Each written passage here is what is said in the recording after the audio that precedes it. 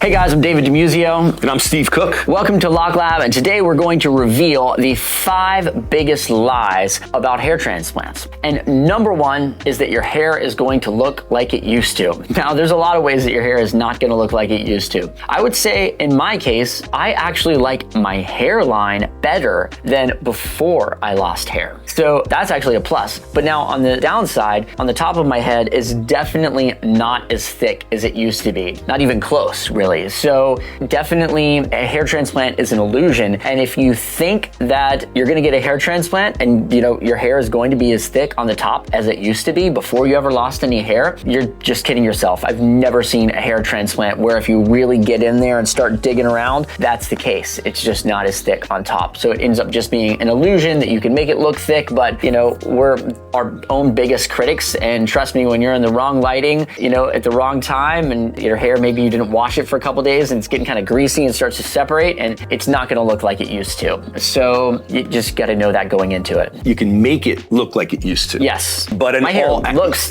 very thick, right? Yeah. It looks great, but it's fantastic. It's not. But it's not that thick. So the illusion part of it, patients do have problems when I say that. Like, I don't mean to offend anyone, but they're like, wait a second, you tell me I invested like $25,000 for an illusion? Yeah. And I'm like, yes.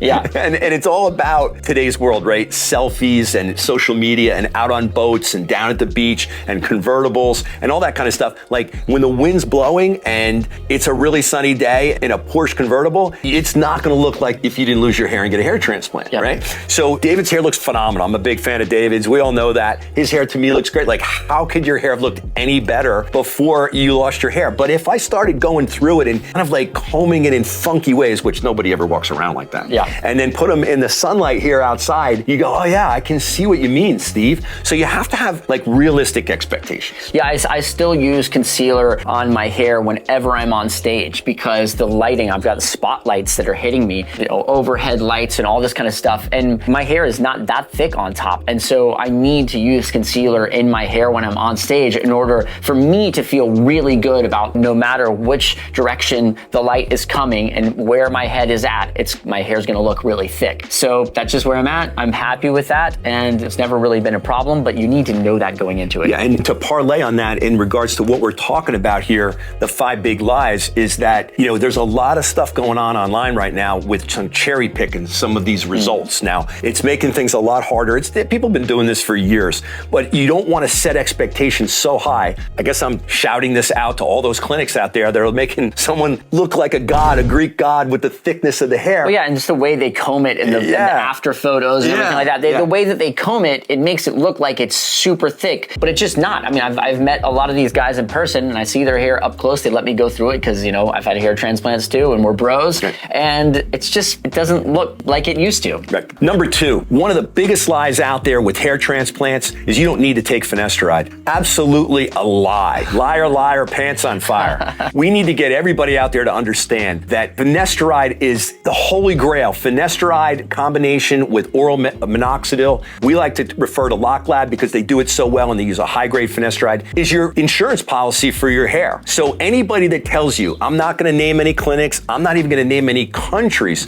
but there's places out there that are saying you don't need that Finasteride. Why are they saying that? Because it creates this kind of obstruction to the sale of a hair transplant. What we want to do is the best for you. Yeah, I just want to say there's so many clinics that I see online that your patients are being told by clinics, oh, you don't really need to take Finasteride, or maybe just take it for like a year, or just all this complete bullshit. It makes sense why they say that because a lot of guys don't want to take Finasteride or don't want to take a medication. And so if it gets between them and their sale, then a lot of clinics don't want to get in the way of their own sale. And they're like, oh, I could sell this guy a whatever $5,000, $10,000, $15,000 hair transplant. But if I give him this information, it might turn him away and he might not be interested in being a client anymore. And so I think even a lot of these salespeople and consultants for these clinics just aren't even well educated or just have like bought into the lies themselves, or they were trained that way by whoever brought them into the clinic. So they don't even realize how untrue the information that they're giving people is. Yeah, all they have to do to get my credibility is say, look, it's optional. I mean,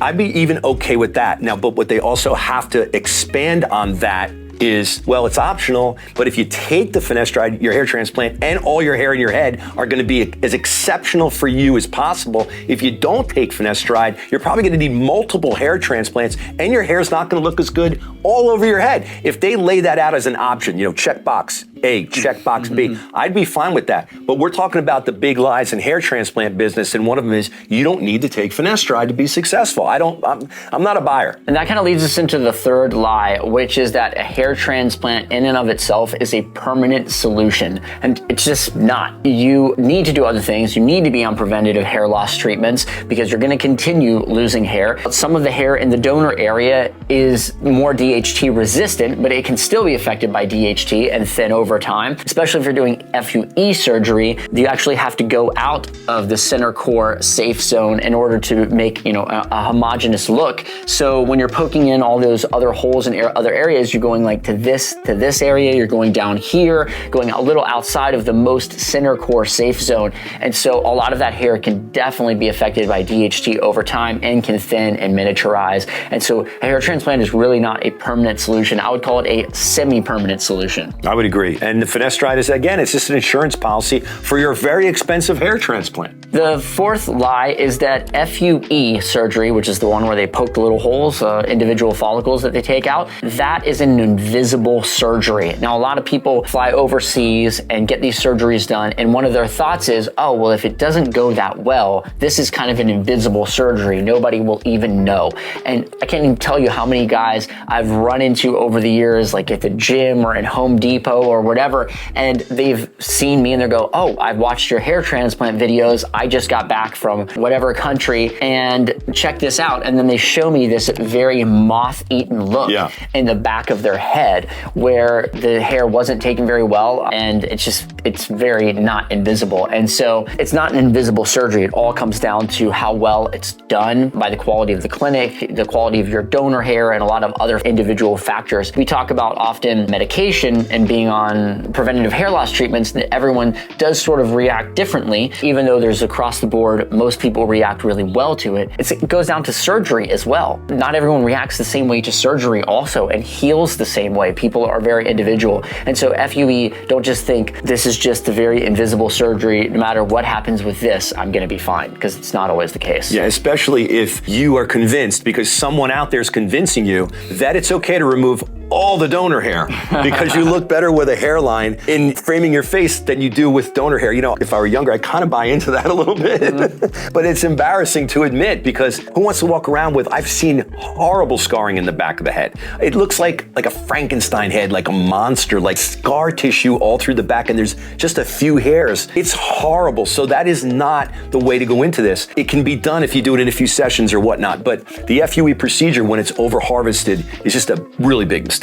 And that parlays into the fifth biggest lie about hair transplants, and that is all hair transplants are successful. So we've done video after video after video. I love our videos, by the way, and I hope that you guys do too. What we've obviously are spending all our time doing is educating you. You need to learn the process of how a hair transplant will be successful. And it all starts, I always come back to that medication. Lock Lab, Finasteride plus oral minoxidil is the way to go to get you out of the gates. Remember what we said earlier, take photos, timestamp. Now you're just starting to get ready to even be considered if you're a good candidate for a hair transplant. If you're not a good candidate for a hair transplant, you're not a good candidate for a hair transplant. And why would that be? You're not using medication and you're really young. You're not using medication. You've got really poor donor hair. You refuse to have realistic expectations. You might have a great hair surgery and a great result and hate it because somebody told you you're going to look like a Greek god with your hair flowing back, and that's just not how this works. So there's a lot of components to this. That's what these videos are for. We want to make sure that we set you up for success, not failure. If you're disappointed, that is not a successful hair transplant.